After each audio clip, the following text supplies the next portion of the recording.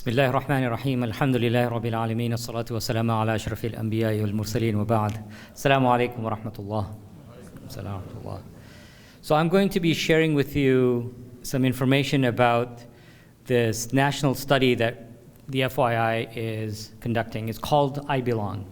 It's a pilot study, meaning it's not a big old study to do everything. It's going to take a small slice, a small sample of people, understand what we can from it, and from there we're going to extrapolate and work on the next steps, inshallah. And the goal of the study, as you can see from the title, is to increase our youth's belongingness into the Masjid. Because we recognize that increasingly youth are feeling disconnected from the Masjid. The whole phenomena of unmosqued is increasing. So to understand this, we first start off to understand what reality our youth are in right now. And if you were in the previous session, I used the same slide, so it's the same thing. But if you weren't, I'll just briefly go through this. So on the left-hand side, you see some of the stats on Muslim college students, some of the activities that they're engaging in, right? Whether it's premarital sex, drugs, alcohol, gambling, etc. Very heavy use. And these are Muslim college students, right? This is not like a general everybody. It's just Muslim college students. When you give them an anonymous survey and say, feel safe to answer the question openly and honestly, this is what they'll tell you, as opposed to perhaps verbally they may tell you something different. So you've got a lot of the Muslim-specific stressors, if you will, our Islamic values that we're saying you should be following, which are not stressors, they should be values to guide you, but a lot of times they feel they're stressors. On top of that, you've got the regular adolescent level changes that they're growing through. Teenagers are growing physically, biologically, psychologically. You know, the brains don't fully develop until you're in the late teens and the early 20s. And the front part of our brain is the last part of the brain to develop. And that's the part of the brain that really helps us in making a lot of decisions. So risk calculation is done by the front part of the brain. And that's the last part of the brain to develop. So you see young people doing a lot of risky activities. And sometimes you're like, what are you, nuts? Why are you doing this? But physically, they're just not able to process that information. They're just physically not developed yet. And so we have to be cognizant of that. And then on top of that, a lot of times, unfortunately, we do not provide the proper support or belonging either at home or in our communities. That then adds up on top of all of these other challenges that end up being these lifelong challenges sometimes. And hopefully they're transitional, but sometimes they become lifelong challenges. So what's this project? We've got 3 phases to this project. One, we're going to do a needs assessment, which means we're going to identify barriers and opportunities for a sense of belonging in the masjid. You have to understand the problem first before you can try and address it. And once you understand that, then you can try to intervene. We will design and implement, evaluate a PYD-based workshop. PYD is positive youth development. And in the previous session, I talked a little bit more about the building blocks of positive youth development and how we're utilizing this within our communities. And then once you've developed that intervention, then phase 3 is actually disseminating it back into the community so that we can all implement it in our communities effectively, saying, oh, you know what, this is what we found in our studies, and from an Islamic perspective, this is a good way for us to proceed to help our youth increase their belongingness to the Masjid, inshallah. And this really fits in very much with the FYI's public health model. The FYI is a research and education nonprofit. So we engage in primary research, we engage in original research about the Muslim community, and then we go about and educate our community about those issues. And the way we do that, we have this 6-step process. First, you have to identify there's an issue. It could be us identifying it. It could be a community member coming up. It could be an imam coming up and talking to us, hey, I see these issues. And then for us to recognize, like, is this just one community? Is it a one-off issue? Or you find like 20 different imams across the country are coming and asking us, lots of different community members in a convention like this from across the country are asking us the same question. It's like, this seems to be a national phenomena here. We need to understand this better. So we have to identify what are those issues that are impacting us.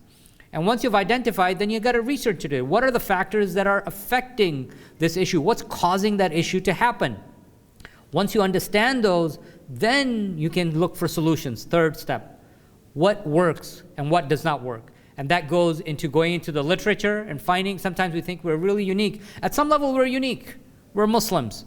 But many of us are immigrants. Many of us are born and raised here. There's a lot of studies that have been done on different immigrant communities. There's lots of studies that have been done on different minority communities. There are a lot of lessons that we can learn and we can implement in our own community. And you you add on top of that specific things for the Muslim community. So you collect all of the solutions that have been shown scientifically to work within our Islamic guidelines.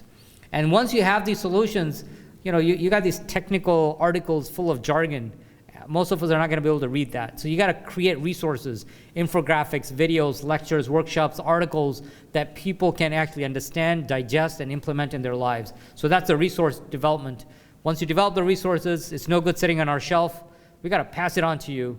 And so that's the implementation stage. We hope you take it with you and you implement it.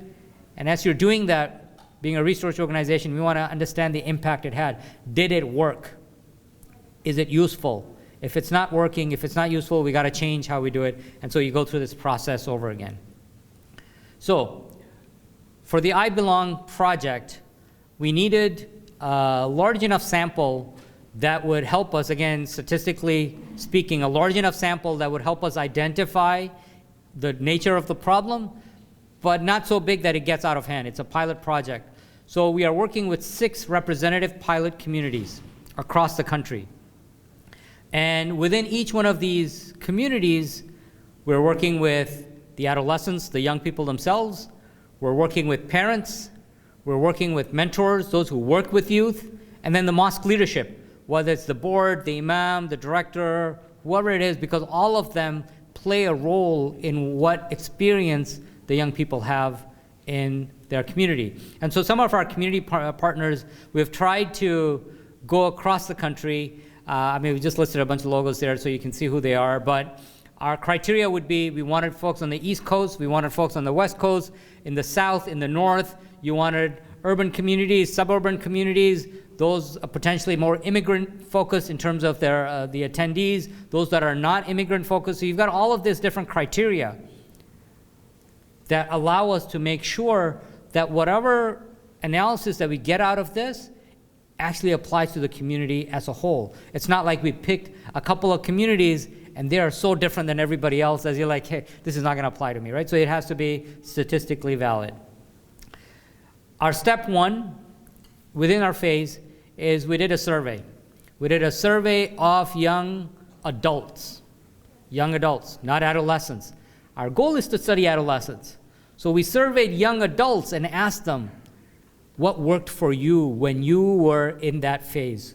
When you were an adolescent, when you were a teenager, when you were in high school, what made you connect to the masjid and what pushed you away from the masjid? So we're asking them what's going on.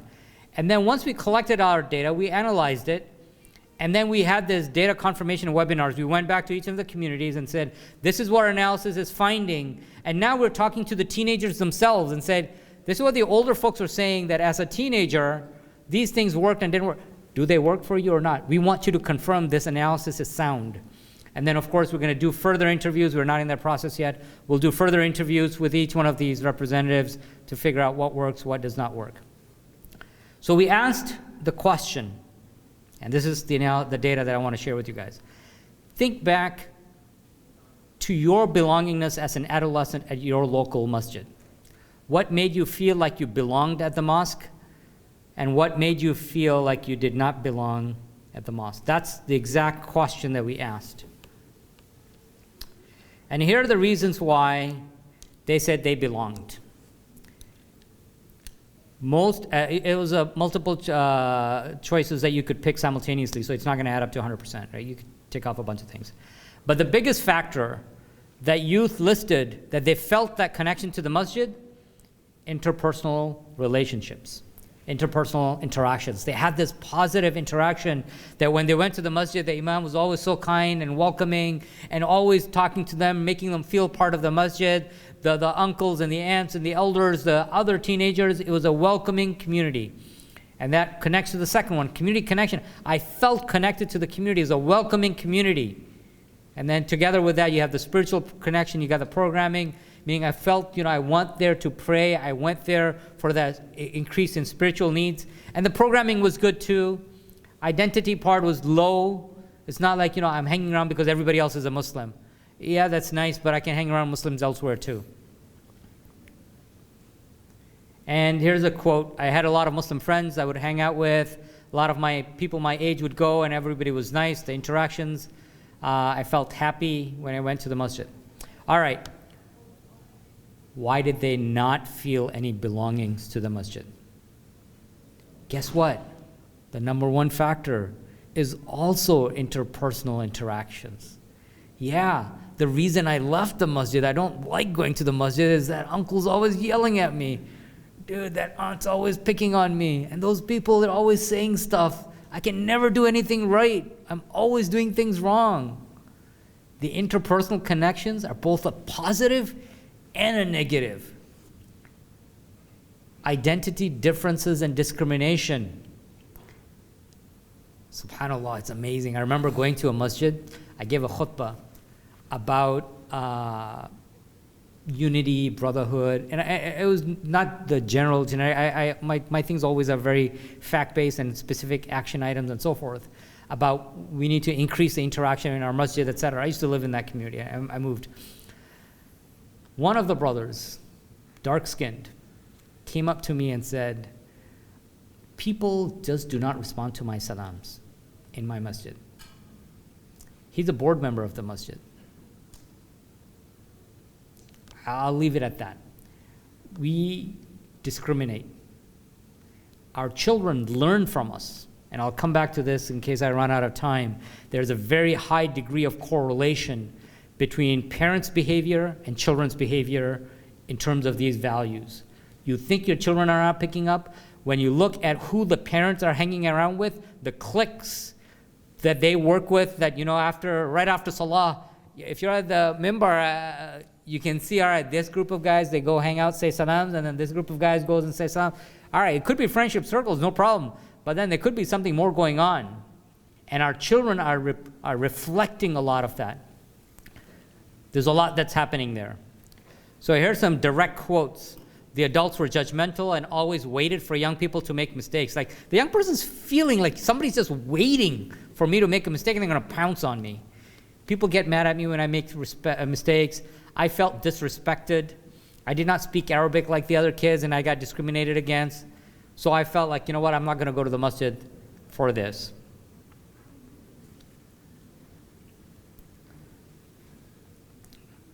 Interpersonal connection is the number one factor that will make or break our masjid connection.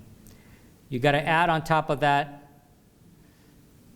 the spiritual connection. That was the number two. You want to be connected spiritually to the masjid. A loving, accepting community that helps me get closer to Allah subhanahu wa ta'ala. I like learning at the masjid. It's relevant to me. So yes, programming is important. Programming will bring people to the masjid. I was just speaking to a mother right after my first session, and one of her challenges is like, I can't get my kids, teenagers, to the masjid. And then I asked her what type of programming, and then she's like, yeah, it's not the most exciting. And I was like, well, you got a challenge right there. You can't force your children. At some level, if you're forcing your children to go attend a program that's not so great, you're almost going to cause a break from their masjid connection. They'll go as long as you force them to. As soon as they have a choice, they're going to walk away from the masjid. So instead of forcing the children to go to the masjid there, work with the masjid folks to change the programming so it's more relevant, more attractive. And if you're not able to do that, what I suggested to her was at some level, supplement that at home. The pandemic, with all of its challenges, was also a blessing. Allah subhanahu wa ta'ala does everything for a reason. We have learned all of these online resources and the way to we work with them. So for at home, for us, I've got 3 kids. We started doing, we've always been doing it, but we do halaqas at home. And every year in Ramadan specifically, we always pick, one series. Every sheikh has a series that they do online in Ramadan. There's so many of them available. Say, all right, you know what? We're going to watch that. Sound knowledge coming from teachers that you trust. But don't just watch it. Then sit down and discuss. What did you learn from it? What did you get out of it? and so on and so forth. So build that spiritual connection that they want that knowledge, they're hungry for that knowledge. And the fact that the masjid is not so great, it's like, all right, maybe this masjid is not it. As they get older, they can go to a different masjid or something else. But you want to build that connection, inshallah. One of the things when we did the data confirmation webinar, meaning we collected the data, we presented it back to the young people, one of the very interesting quotes we got, as a result of the Zoom call, we got our voices heard. I felt respected and appreciated for our opinions. They felt this, just the fact that we took a survey, the fact that we asked them in a webinar of all things, not even in person because we couldn't go because of the pandemic. We asked them, hey, what do you think? Young person, a 14-year-old said, you know, it's one of the few times in my community people actually asked me what I think. And you actually are listening to me.